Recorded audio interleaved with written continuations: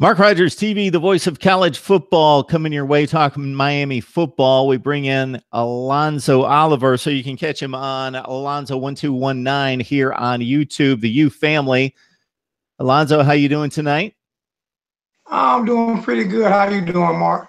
I'm doing great. I appreciate you jumping on board to definitely set us up for spring practice. I know lots going on after National Signing Day. You pretty happy with that class? Yeah, you had a few guys. You had a few guys jump off ship. I'm not a big fan of talking about who left and everything. You had a few guys jump, but for the most part, got to be pretty happy with the guys that we got. So I'm happy with that, and more happy about seeing the guys that were there last year, how they're gonna grow and progress and see how things go with those guys in spring. So, Alonzo, we see it every year with these coaching staffs across America, guys jumping ship, going other places. Obviously, the head coaching changes have a lot to do with that. But even when the head coach is still in play and stays, that we see these coaching turnovers like no other profession, I don't think. And Craig Kuligowski, your defensive line coach, much respected, did an outstanding job by all accounts. Everybody liked him. Everybody wanted him to stay, but he jumps to Alabama. And now you got a void there, and you also have some defensive line shakeup. Yeah, with Coach Cool, you have a lot of people upset with it. I'm looking at it like, I mean, hopefully we can get a young guy. I have no idea who we're going to get in. It's still right now they're saying hopefully they have somebody in by spring. He wanted. I'm looking at it like he wanted to play for his former coach that he played for. I'm guessing in college or something like that. I think Nick Saban was on his coaching staff in college. I think he played under for 1 year, and he went on to a team that's won 5 national championships since Nick Saban's been there. I think so. He wasn't a great recruiter. At Missouri, he wasn't great. Even at Miami, he wasn't a great recruiter. But he knew how to take undeveloped talent and tap into him very well. One of the best defensive line coaches in the country. It's definitely an A+ hire for Alabama. It definitely hurt Miami scheme wise, but I believe that most of the scheme that we do use is from Coach Manny Diaz. So I think they'll get another aggressive defensive line coach that can hopefully emulate what Coach Cool did, because he understands how to coach technique and how to build guys up. It's a big loss in a teaching standpoint because of the way he teaches those guys. But hopefully we can. It won't hurt us in recruiting at all. I really don't believe it hurt us in recruiting at all. But he's going to a school that he doesn't need to recruit well. They get the best of the best. So all he got to do is continue to let his talent show as a coach, and he may be trying to go for a head coach position somewhere eventually. So that's probably why he made the move. It wasn't a salary move, I don't think, because I believe the defensive line coach that was at Alabama was making less than Coach Cool was making at Miami. So I don't think it was a salary jump. I just think it was a jump to where he can get with Saban and probably either become a defensive coordinator somewhere or maybe a head coach somewhere. So it's a position that would be highly sought after. Defensive line coach, one of the best programs in the country. But I don't necessarily know that the timing is going to work out. Obviously, they're going to get somebody to coach the defensive line, but most of these coaches change jobs that weekend right after the regular season ends, or maybe depending on what happens after bowl play and postseason play, all that coaching shakeup happens then, and then the couple weeks right after that is when all these coaches change jobs, and we're already a month to 6 weeks after that. So they might have some trouble finding at least the guy that they would like to target versus what they would have had, a month to 6 weeks ago. The timing's just a little bit late, but I'm sure they'll find somebody. Yeah, yeah. I don't know. It's gonna have to be somebody young. Like you said, most of the coaches, even speedy coaches that we got, guys we're bringing up now, I don't want to bring their names up now anyway because, they're not, like you said, not going to jump. They're going to have to get a young guy, that's going to have to just get in there and prove himself. And it's happened before, so as long as you have the talent, you just need the coaching. And I believe that with the defensive staff that we have, you can bring in a young guy or somebody who's hungry to teach these young defensive linemen on how to play football. So I have all the faith in Manny Diaz and his defensive staff and Mark Richt on evaluating who they want to bring in as coach defensive line. If you have any idea, I have zero idea. I don't think no one has an idea who they're going to bring on, but I do feel like they'll evaluate it and bring the right person in. Got to have a culture as well, though. You have to have a culture at Miami as well. So I've Googled it and I can't find any names. Apparently, the North Carolina State coach was at defensive line was under consideration and he stayed put. So that's the only name that I can find. So it's kind of a mystery guy in terms of who they possibly a group of coaches they could be targeting. So we will find out very soon. That's who everybody wanted. He's a former guy, former defensive lineman. That's what everybody wanted. But I kind of knew it was gonna be hard to get him. He's at home at NC State. He's been there for a while, so it's kind of hard to, especially like you say, the time period, the timing. These coaches got to get up and they got to uproot their whole families as well. So it's short timing. Probably not gonna make much. The defensive line coaches, all those position coaches, their salaries are pretty much, if you're in the ACC, SEC, Big 10, Big 12, Pac-10, or whatever, your salaries are gonna be kind of on the same structure because you're a position coach, not a coordinator. So you're not going to make a lot more money. And even if Coach Cool is not, even if he's making the same amount of money in Alabama as he's making in Miami, he's actually making more money because of the cost of living. And it's a lot more money he'll be making because of the cost of living. And people won't understand that as well. But it's totally cheaper to stay in Tuscaloosa, Alabama, than it is to stay in Miami or Coral Gables, anywhere in that area. So. No doubt about that. Mark Rogers TV, voice of college football, coming your way, talking Miami football.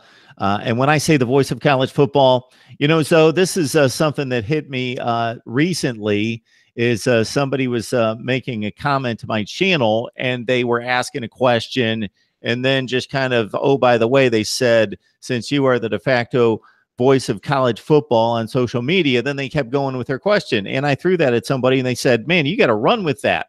And I think of it this way too, Zoe. I think, between myself and with contributors like yourself coming on, and then the viewers and the fans that jump on with their comments and questions and their suggestions, all of us are the voice of college football together. So that's how I view it. So I'm just going to kind of go with that and see if it catches on. But we want to direct everyone to Alonzo and his channel there at YouTube. It's Alonzo1219, the U family. So if you love Miami football, if you love college football, you head over there and subscribe as well. All right, so let's talk about this quarterback situation. It gets talked to death to a certain extent. It's going to be nice to actually see the spring game and see if we can come up with anything. And then the reports that come from spring camp leading up to the spring game and see if we can kind of, most of these coaches like to button things down and not let us know too much, but see what kind of news we can get out of spring camp. But it seems as though it's a open competition, even though Mark Richt says Malik Rozier is the starter. I think that's the good play to make as the coach, standing by your guy, but still it's got to be wide open. You didn't bring in two of the best recruits in the country at the quarterback position to nail down the job to the senior who was less than overwhelming. Bad last year in a lot of ways, and he played bad last year in a lot of ways. I'm not going to sugarcoat it. He played bad last year, and I remember watching an interview that he did, and I just didn't like some of the comments he made. I'm going to leave those comments alone, but I didn't like some of the comments he made. I didn't like his he didn't show enough moxie to me, and just gave up on some plays. But I mean, I guess Coach Richt is like, he's his starter right now. I'm hoping it don't go that way. You have so many people on the new guy right now, Jaron Williams. Everybody's loving this young man. They're saying he had all the intangibles. He's a leader. They say he's just a leader, and say he just knows a lot. Say he's a very smart guy. My thing is I'm on Kuligowski Perry, and the reason for me being on him is just his pure athleticism. He throws the ball just beautifully, even on the deep passes. You rarely ever see him miss them. I thought he needed to put on weight. Didn't know if he understood the playbook last year. Understand why they didn't play him, because you lose a red shirt in playing him. But I think it's going to be between those two guys. And I think that your best guy will win. The sad thing is, I don't know if Kuligowski loses the position. If he doesn't win it, does he stick it out? Does he say, okay, I'm going to give the rest of my college career to University of Miami, or am I going to transfer?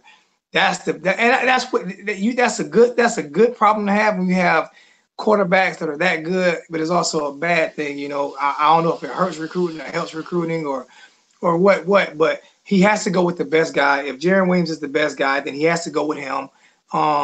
If Kuligowski is the best guy, he has to go with him. I just don't see how we can go back into the season with Malik as starting quarterback. I just don't.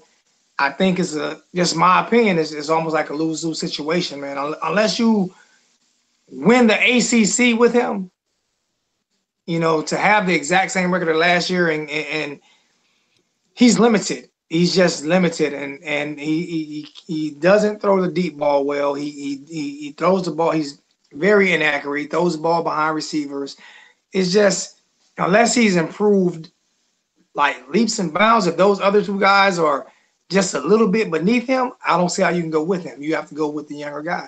You have to go with the guy that's going to lead you into the future, not a senior that's just really, really didn't prove it last year. And it's hard pressed for me to come up with a guy that had not proven to be a top flight quarterback by their junior year. So, for example, a guy that, was a marginal quarterback, and then their senior year, they just took off and became an elite quarterback. Usually by now we know, and he's played the 14 game or the 13 game schedule, plus the game or two that he had before that to show us what he had. And he certainly had the talent around him and played in the marquee games to show us what he can and can't do. So I think we pretty much know what Malik Rozier is.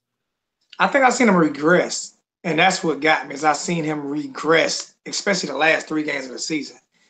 And that's the troubling part of it. Just watching him, you know what I'm saying? Just like you falling backwards, and you can't do that. Your team starts to wonder, and when they're not 100% sure who's the quarterback or how good the quarterback gonna be, that's bad. That's bad. And the defense got tired. All of the 3 and outs were bad. All those things hurt throughout the year, and those are things that people were talking about throughout the year over and over again. So those things are gonna have to be fixed. I just can't see him, unless he's just a world beater this year in spring. I just can't see him as a starting quarterback. I could be wrong, but I'm more inclined to go with Kuligowski or Jaron. All right, we've got Alonzo Oliver on the line. Check out his YouTube channel. It is Alonzo1219, the U family, for Miami football coverage right there. And Alonzo's got a much better rhythm than I do. So check out his channel, check out the videos, and you'll get a feel for it right there. And then he breaks into the analysis. It's good stuff to watch. I love it. I appreciate it, man. So I get hit sometime. I got hit last time because a guy posted on my video, "Oh, you don't know enough about recruiting." I have a real job. This is something that I do on the side, but I do have a job. I can't spend 30, 20 hours like some of those recruiting gurus out there. So I have a separate job, and I do this really for the fans who want an outlet, to speak their mind, and someone actually going to speak back to them and talk to them. So I really enjoy doing it, but I don't have an earpiece in, so I don't have anybody talking to me in the ear, giving me the breakdown of every recruit. And I don't live in South Florida, so I can't, even though I have a lot of friends and family there, I can't give you breakdown on every single recruit, but I'm going to do my best for you. And you make no bones about that. You're real about that. You're upfront. You've said to me a number of times, I've seen it on your channel as well. You go, I don't get into recruiting. Sure, I'll make some comments here and there. I try to keep up with it, but I'm not the guy for the recruiting. I watch the games. Once they get on the field in the fall, I'm on top of the games, analyze the games. We'll preview the games. We'll do the post game, and I'll let you know what I think of the analysis of the games and the personnel. Once they get on the field, once they're in the U family and they put on the jersey and start playing for us, I start watching them. Yeah, I'm like a kid when it comes to recruiting. Everybody has their favorite player. Like the kids had their favorite player, Michael Jordan, LeBron James. I'm like the kid. If I see a recruit and I look at his highlights, he might be my favorite player. I'm gonna watch him all the time. You know, I'm gonna watch like I did DJ Dallas. I watched him all the time. I watched everything about him because he just caught my eye. But I don't. There's not enough time of the day for me to pay attention to recruiting like that. And you said it perfectly. I analyze the games. I understand football. And once they're a Hurricane, I'm gonna watch everything that they do when they're on the field, or if they're at spring game, I'm paying attention to everything that they do. But it's just it's kind of hard. You have experts that do different things, even in any and from where you work at, from ESPN, anywhere else, you have experts that do different things. Everybody don't do everything about a certain sport. So that's how I look at it. I'm good at analyzing the game, and then I'm bad at it, and I get people to eat me up. That's why I love my show. Is I'll let them talk to me, and we'll go back and forth. And it's similar to what I do here too, because I don't try to pretend to be an expert with everyone. So I'll give my take on the games. I'll watch the games and give my take. I'll give my take on Michigan football or Miami or North Carolina, whoever it is. But to really break it down, I go to guys like you. I bring guys like you on to talk about your team because you know your team 10,000 times better than I do. So same thing here. So Alonzo, I got a good list of off-season questions for you. So it's the downtime between National Signing Day and spring football. Also, we're going to get this, after spring football, where May and June there's a little bit of a lull, and you can kick around a lot of fun subjects. So this is one for me that I like to hit up some of my media contributors with. So I got a long list of them. I'm going to hit you up with 2 tonight. So Miami, what a football history, especially going back to 1983. That's really when it all started. But in looking at your history as a Miami football fan, best win, the win that you cherish the most, what would that be? A lot of people go with wins that, put the team on the map or things like that. And most people are going to go with national championships, what I'm going to pick. But my best win is just because of the trash talking and stuff that went down. The 2001 national championship against Nebraska. Just because of how are we going to outpower them and this and that and how strong they were, and to jump out and the way we did and blow them out in the first half of the game, I was able to sit back and enjoy the game and just watch us beat them down. And that was probably my favorite win, just because of how bad we beat them. It wasn't a nail biter. It was a national championship game where we basically beat those guys down, and I enjoyed every minute of it. I remember scores. So 37-14 was the final, and the game wasn't even anything close to 37-14. I remember the play where Andre Johnson ran just streaked down the sideline, and Ken Dorsey just laid it on him, and it was over with from there. I mean, that was the ball game. It was like you said, the 14 points I think came with our fourth string in the game. it was a beat down that I really wanted because it was hyped up Nebraska, Miami, and how is Miami going to deal with these big guys from Nebraska? It wasn't how Nebraska was going to deal with Miami. The whole week before the game, it might have been 2 weeks before the game, everybody trying to figure out how is Miami going to deal with Nebraska. And I don't know who those people were, though, because I certainly thought that was an open and shut game. Wasn't Miami like 13 or 14 point favorite? I didn't see any comparison between those two teams.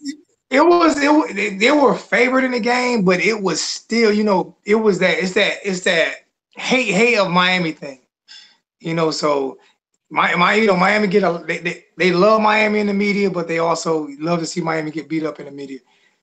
So they want to see Miami lose big games like that. I know that's what I kept hearing. I kept hearing how was Miami going to deal with Nebraska's size and strength, and it was almost like back in the days when they were talking about how Miami was going to deal with the option. Yeah, and they were trying to bring that back up, and it was like, okay, got to show them again, and it was nice.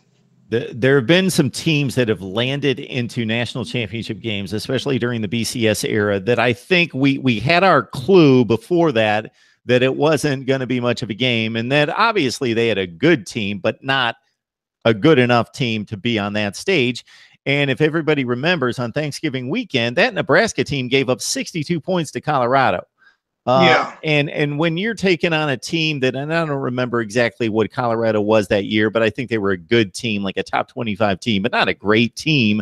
And when you're taking on a Colorado team, well, maybe that was a Colorado team actually that played Oregon in the Fiesta Bowl. So it was a really good Colorado team, but still, when you get blown up by 25 or 30 points, it's almost similar to, there was an Oklahoma team a couple years later with Jason White, a quarterback that everybody thought was the best team. They're number one. Then they go to the Big 12 championship game and they get annihilated by Kansas State, but they've got so many points on their side and so much pub that they still had enough momentum to get them to the national title game, to the BCS, and then they get whipped by LSU or USC.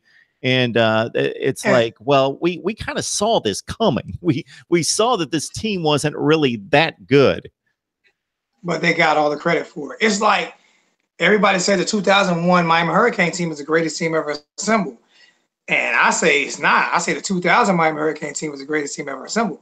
If you look at all the players that end up like Santana Mosses that didn't get, all those guys was on that team when Florida State got drugged by Oklahoma, when we should have been in that game. You know, we should have actually went to 3 back-to-back national championships, you know. But the best team was the 2000 team. And my big brother Jay, he'll remind people of that. You know, everybody, we lost a lot of players from that 2000 team that should have been playing for the national championship then, but we got that early season loss. I forgot who we lost to. Washington, right? Washington. Yeah. What was that, week 1, week 2, or something like that? We got that. Yeah, so it was a interesting case where Oklahoma was undefeated, so obviously they get their spot. But Miami lost to Washington, and Miami beat Florida State. So who do you send?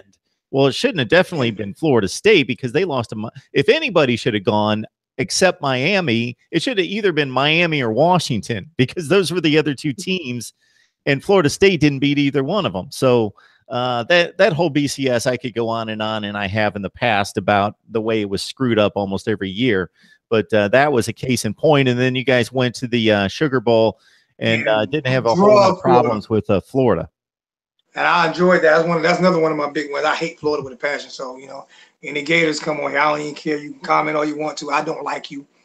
I don't like the Gators at all. So it's what it is. I love beating them up. So. Okay, we're going to flip the script on you, and we're going to go to that loss that still stings, excruciating, just crushing loss.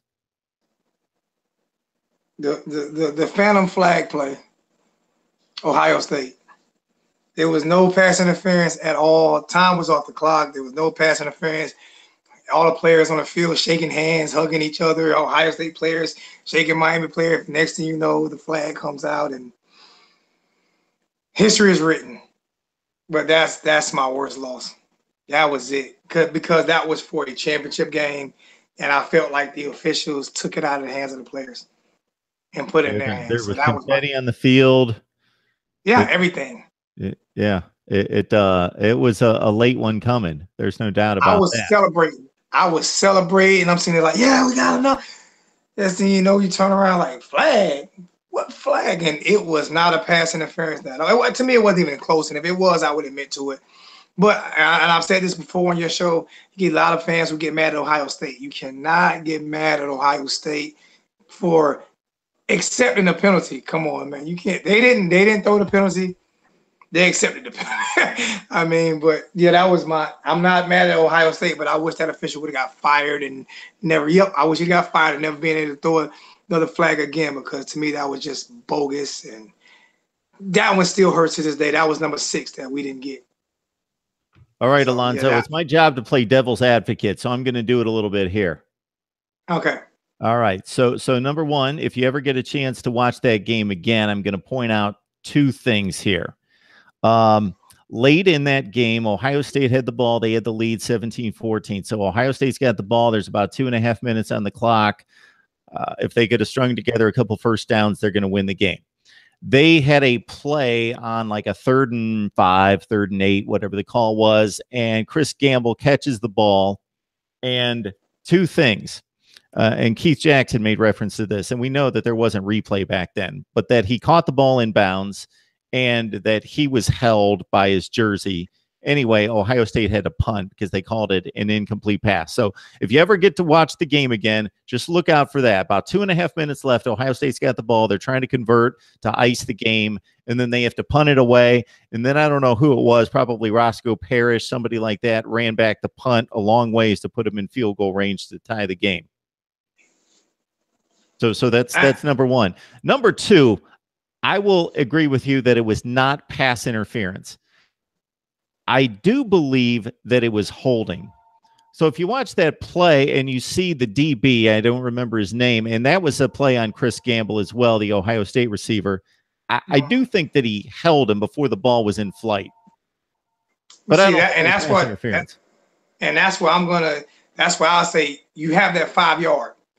And it wasn't, and he did hit him, but it was definitely before the 5 yards or within the 5 yards, because you go look at it a bunch of times, and that's why I thought it wasn't a holding or a pass interference. The Chris Gamble play you're talking about, they actually showed that play a few times, and I can agree with you that should have been.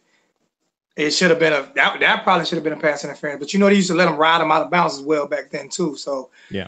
But the one play that really killed the game for me was the Willis McGahee play, which I thought was a cheap shot play. Yeah. And I thought if they didn't get him out, we would have probably ended up running away with the game. I thought that he took it upon himself to deliver a tee shot to McGahee. I forgot what player that was, but that definitely turned the momentum in the tide of that game. And it was a defensive back. I don't remember who it was. I know it was a defensive back. And he went straight at his knee. And he didn't just cost him a national championship. I thought he cost him a spot in the draft and money and everything. I just thought it was and players do it a lot. Miami players have done it.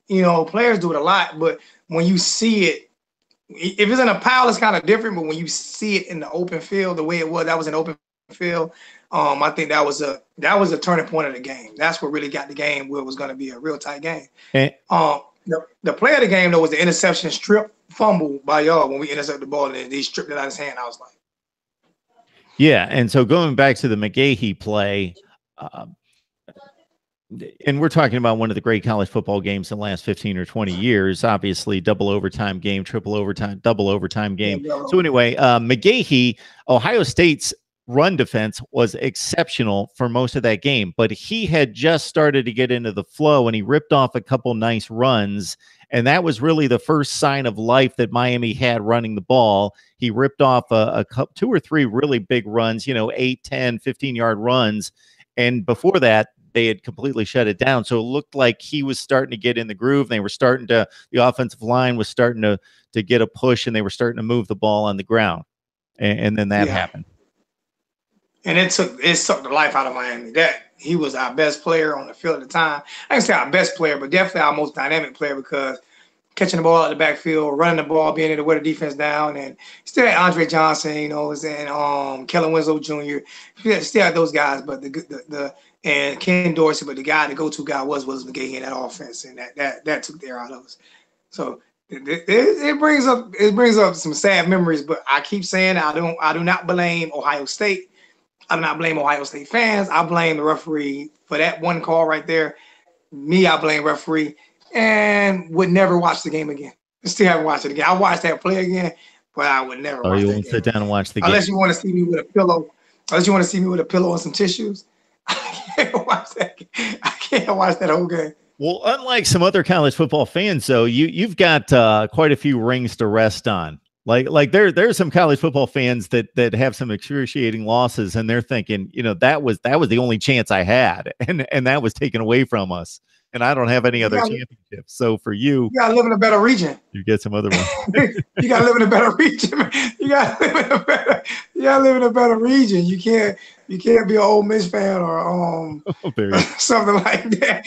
You gotta live in a better region. You can't rely on paying players. I know they say that about Miami.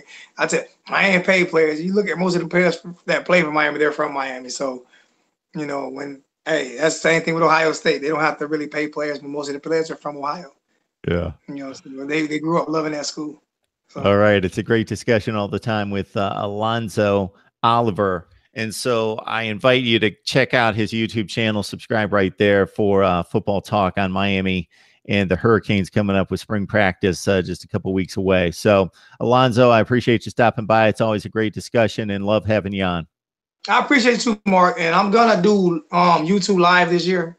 I'm definitely gonna do live this year. I'm getting everything set up to figure out how I'm gonna do it and everything. And I'm gonna have to have you on after a game, after a Miami game. I'm gonna make sure that you give a good call in for 5 minutes so you can let us know whether it's a win or loss. Let us know what we did wrong or what we did right. So I'm definitely gonna ask you to come on once or twice this year. I would love it. All I right. would love it. So we'll have you back on here in a few weeks or so, and you take care. I will be at spring. I will be at the spring game. So if you want to do something from the spring game, let me know. If you want to do a good 10, 15 minutes from the spring, right after the spring game is over with, let me know. We'll do that as well. Oh, that would be great. Would love it. Okay, Alonzo, All right. you have a good one. Thanks, Mark. Appreciate it.